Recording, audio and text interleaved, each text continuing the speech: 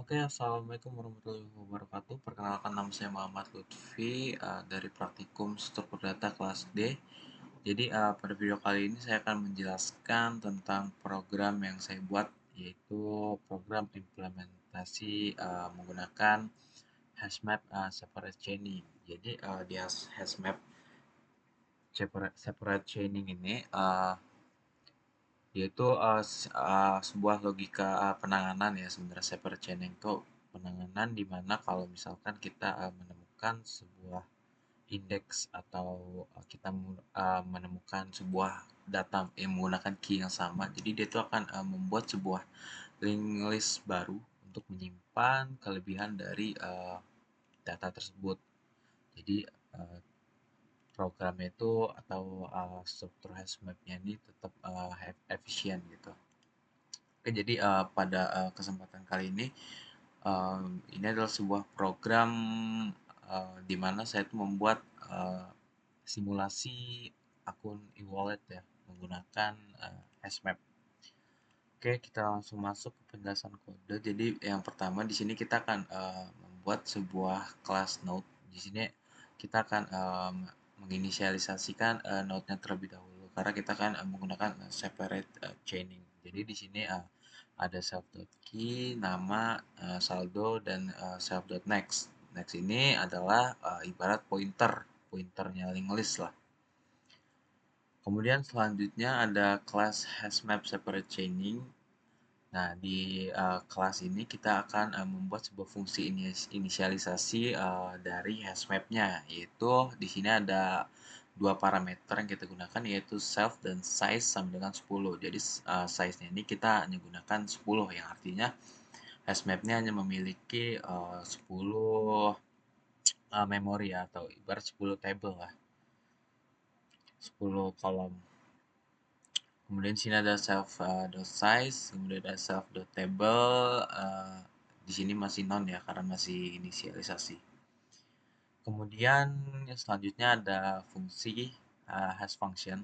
Jadi di sini hash function ini fungsinya untuk menentukan indeks berdasarkan key unik ya. Jadi bisa dilihat di sini di dalam hash function ini ada sebuah rumus untuk mencari indeks untuk menghasilkan key uniknya. Jadi data yang dimasukkan itu dia nggak secara linear ya posisinya. Jadi dia akan ditentukan oleh indeks hasil dari perhitungan hash function ini. Kemudian selanjutnya ada define insert. Ini untuk apa? Untuk menambahkan data ke dalam hashmap-nya. Jadi di dalam ini ada pertama ada indeks. Ini ya yang saya bilang tadi, indeks sama dengan self.hashFunction. Jadi dia akan memanggil fungsi hash fungsinya. Kemudian ada current sama dengan self.table index. Jadi ini adalah hashmap-nya, table hashmap-nya. Kemudian di sini ada while current is not known, yang artinya jika variabel current ini enggak kosong. If current.key sama-sama dengan key, current.nama sama dengan nama, current.saldo sama dengan saldo, terus kita return. Kemudian ada current sama dengan current next. Jadi dia akan menempatkan variabel inputan dari pengguna, yaitu tiga parameter key, nama, dan saldo ini ke dalam current.key, nama, dan saldo. Kalau misalkan currentnya itu nggak kosong. Kemudian di sini ada new node, ini adalah node baru sama dengan node key, nama, saldo. Jadi data yang ini kita masukkan ke sebuah node baru. Kemudian ada new node.next sama dengan self.table index sama dengan new node. Itu kurang lebih. Jadi ini adalah untuk membuat sebuah node baru ketika data baru udah diterima. Kemudian selanjutnya kita masuk ke fungsi search. Fungsi ini digunakan untuk mencari data di dalam hashmap ya. Jadi sama aja, ada indeks pertama. Kemudian jadi gini, jadi ketika dia mencari kan, ini kan ada, kita kan nanti menginputkan sebuah ID atau key-nya ya. Jadi kenapa di sini kita menggunakan indeks lagi? Karena ketika ID itu di inputkan, dia otomatis akan langsung menghitung ya, fungsinya langsung menghitung key tersebut untuk menemukan dia nih berada di indeks keberapa. Kemudian ada current yaitu sama dengan self.table. Terus while current is not known, if current.key sama dengan key, return current. Current sama dengan current.next, return none. Ini kalau misalkan currentnya ini nggak kosong, artinya hash mapnya itu nggak kosong ya. Jadi dia nih. Terus ada if current.key sama dengan key, return current. Ini berarti datanya itu udah berhasil ditemukan. Oke, selanjutnya ada fungsi top up. Jadi di program kali ini user bisa melakukan sebuah top up dan withdraw ya. Jadi kita masuk ke penjelasan fungsi top up. Di sini kita menggunakan 3 parameter, yaitu ada self, key, dan ini parameter baru yaitu nominal ya. Kemudian di sini kita akan membuat sebuah variabel lokal bernama akun.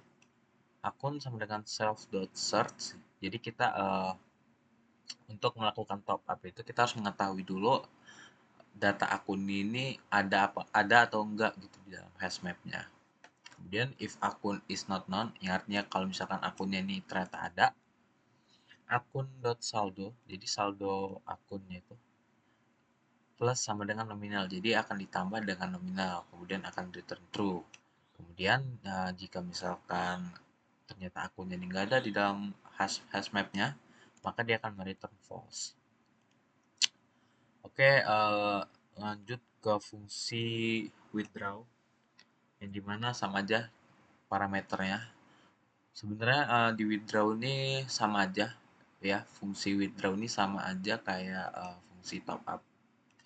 Yang membedakan hanya di bagian ini operator di sini. Kalau yang di top up dia akan menambahkan saldo dengan nominalnya. Kalau yang di withdraw dia akan mengurangkan saldo dengan nominal. Jadi beda di operator matematikanya aja.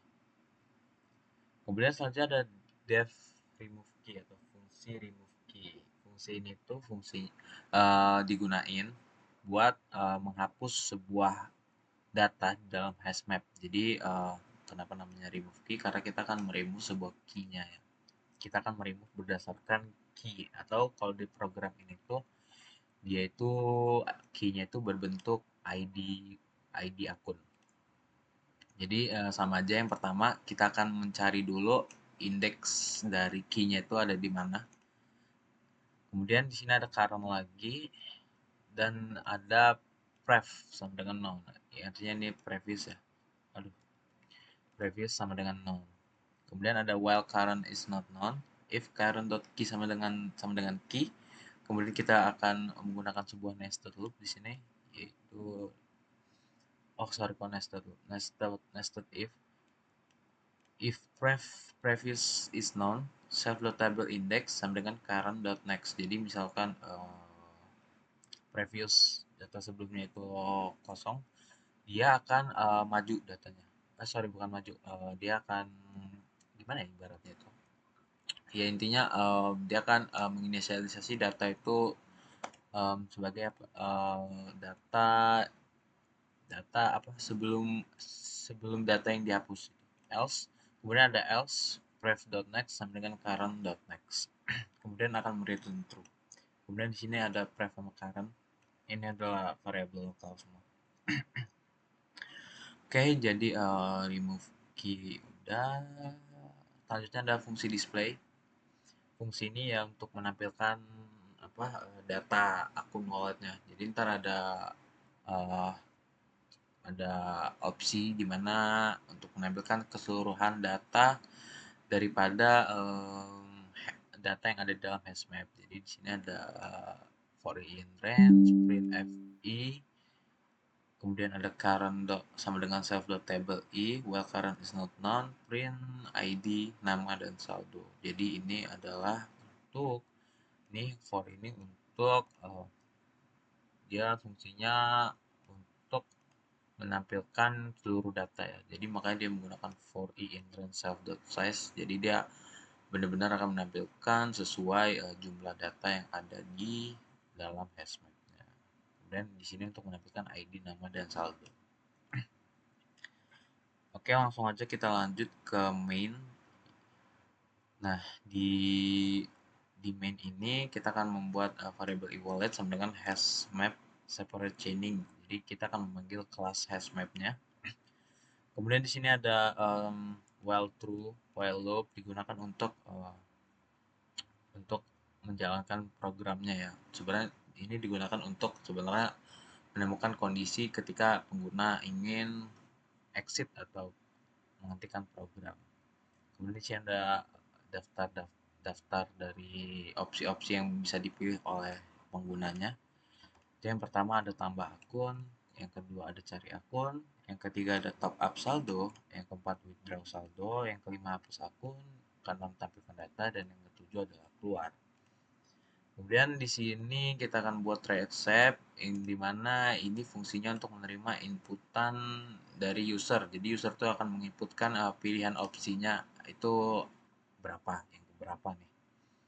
Kemudian kita akan membuat sebuah percabangan if else di sini, yang dimana jika user memilih satu, yang artinya nambah akun, kita akan meminta user untuk memasukkan ID akun, kemudian namanya, kemudian saldonya. Dan ini masing-masing dari inputan ini kita akan kita buat sebuah variabel.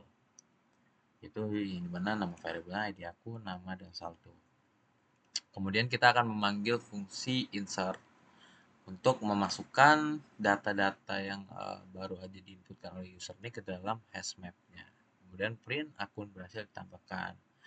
Kemudian ada accept value error jika inputnya itu tidak valid, karena di sini sistem itu meminta user untuk menginputkan tipe data integer.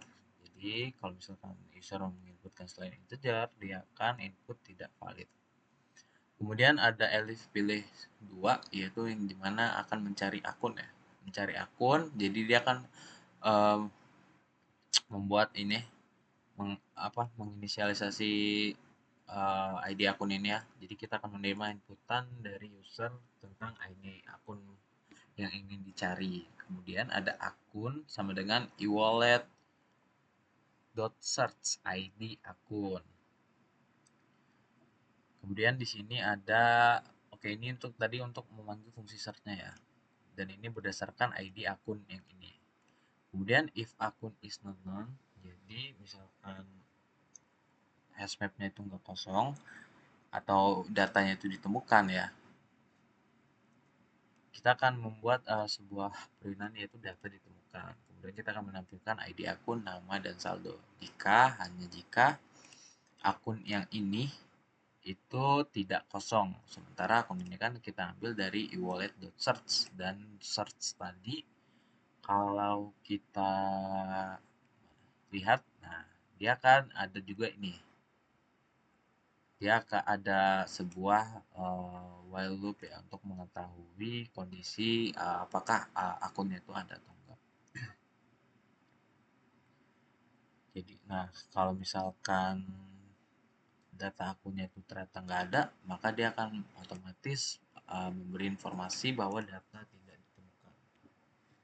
Kemudian di sini ada accept value error lagi, yaitu input tidak valid. Kemudian jika pengguna atau user memilih 3 yang dimana top up saldo, kita akan membuat try except lagi di sini. Jadi mostly sebenarnya kita gunain try except untuk menangani value error ya. Jadi programnya itu jelas gitu kalau misalkan pengguna itu salah menginputkan sebuah tipe datanya. Di sini ada ID akun, kita akan meminta user untuk memasukkan ID akunnya. Kemudian di sini ada variabel nominal, yaitu nominal atau jumlah yang ingin di top up. Kemudian kita akan membuat percabangan lagi if e-wallet.topup. Jadi kita memanggil if e-wallet.topup, ini adalah fungsi top up tadi yang udah dijelaskan. Print top up berhasil, else akun tidak ditemukan. Kenapa else-nya akun tidak ditemukan? Karena jika kita lihat fungsi top up-nya tadi, di sini di baris pertama dari dalam fungsi ini tuh dia akan mencari sebuah akunnya itu ada atau enggak gitu. Jadi makanya kita buat if else-nya itu adalah akun tidak ditemukan ya. Jadi kalau misalkan ini udah akun ditemukan, dia akan memprint top up berhasil. Else-nya tidak ditemukan. Gitu kurang lebih. Kemudian selanjutnya ada elif pilih 4 yaitu withdraw, sama aja seperti ini, cuman yang beda itu hanya di pemanggilan fungsinya aja. Kalau yang tadi menggunakan e-wallet top up, di mana memanggil fungsi top up. Kalau yang di withdraw ya dia akan memanggil fungsi withdraw. Selebihnya itu sama aja kayak yang top up. Karena dia sistem itu kan hampir-hampir mirip ya, top up sama withdraw. Tinggal menambahkan atau mengurangkan saja. Kemudian jika elif pilih 5 yaitu jika user memilih pilihan kelima yaitu hapus akun. Di sini kita akan meminta lagi user memasukkan ID akun yang ingin dihapus. Kemudian kita akan memanggil lagi fungsi remove key. Kemudian kita akan memprint akun berhasil dihapus. Else-nya akun tidak ditemukan. Lagi-lagi seperti yang saya jelaskan sebelumnya. Karena jika kita memanggil remove key ini, fungsi ini akan otomatis mencari dulu akun ini itu ada atau enggak di dalam struktur hash map-nya. Jadi kurang lebih mirip-mirip aja sih sebenarnya. Terus ada elif pilih 6 yang dimana 6 itu tampilkan data, jadi kita tinggal hanya memanggil e-wallet.display atau fungsi display. Kemudian jika user memilih pilihan ketujuh yaitu keluar, program akan otomatis selesai. Di sini kita tambahkan break untuk mengetikkan while loop-nya biar program itu stop. Nah, di sini else. Nah, ini else-nya nih kalau misalkan user itu menginputkan selain dari ketujuh nih, misalkan dia input angka 8, kan 8 tuh nggak ada tuh. Makanya dia akan print pilihan tidak tersedia. Oke, langsung aja kita coba source code-nya. Oke, jadi ini tampilan dari opsi-opsi yang ada di dalam program ini. Oke, misalnya kita akan tambah akun. Kita akan buat ID akunnya satu. Misalkan namanya Lutfi. Kita masukkan saldo awal 5.000. Oke, coba kita akan tampilkan data. Oke, di sini udah masuk ya data akun yang pertama tadi. Oke, misalkan nih, ini kan dia ditempatkan di satu nih. Coba kita akan tambah akun lagi. Misalkan kita masukkan ID-nya 237. Namanya misalkan Bejo. Saldonya itu 3.000 misalkan. Terus kita akan tampilkan data. Nah, dia akan otomatis ditaruh di indeks ke-7 ya. Di nomor 7 karena ini adalah hasil perhitungan dari hash function. Makanya dia itu nggak ditaruh di sesudah data ini karena hasil perhitungan hash functionnya mengatakan dia harus ditaruh di indeks ke-7. Oke, kita udah ada dua data di sini. Misalkan kita akan mencari akun ya. Kita akan mencari akun misalkan. Kita akan masukkan ID akun misalkan berapa? 237 tadi ya. Oke, nah kalau misalkan datanya itu ada, dia akan otomatis menampilkan ini ya, ID akun, nama, dan saldo. Kalau misalkan nggak ada nih, misalkan kita akan cari akun, kita ketik misalkan 897. Nah, dia otomatis data tidak ditemukan karena kan nggak ada ya datanya di sini yang memiliki ID 897. Oke, selanjutnya misal kita akan melakukan top up saldo. Misalkan di ID akun 1 ya. Kita akan memasukkan nominal top up misalkan 2.500. Oke, terus dia akan menampilkan top up berhasil. Kita lihat dulu nih. Saldonya yang nomor 1 itu sebelumnya adalah 5.000. Kemudian kita top up 2.500 ya. Terus kita misalkan tampilkan data. Oke, saldonya akan otomatis bertambah. Kalau misalkan kita kurangkan nih, kita akan withdraw ID akun 1, nominal withdrawnya 2.500. Withdraw berhasil, kita tampilkan, dia akan kembali ke 5.000. Jadi ya kurang lebih top up sama withdraw ya itu hanya menambahkan dan menurunkan saldo. Kemudian kita akan menghapus sebuah akun. Kita akan memasukkan ID akun ya di sini. Misalkan kita masukin ID yang nggak ada nih, dia otomatis akun nggak bakal ditemukan ya, karena kan akunnya nggak ada. Gimana kita mau menghapus akun yang emang nggak ada gitu. Oke, kita misalkan hapus lagi. Kita akan hapus yang 237. Nah, akun berhasil dihapus yang 237 karena kan akunnya ada nih 237 atas nama Bejo nih, ada. Terus kita coba tampilkan data dan sudah hilang ya akun yang atas nama Bejo tadi, yang ID 237 karena udah dihapus. Kemudian kalau mau keluar tinggal kita masukkan pilihan 7 aja. Udah dia langsung selesai. Oke, jadi sebenarnya gitu aja untuk program kali ini. Apabila ada salah kata, mohon dimaafkan. Terima kasih.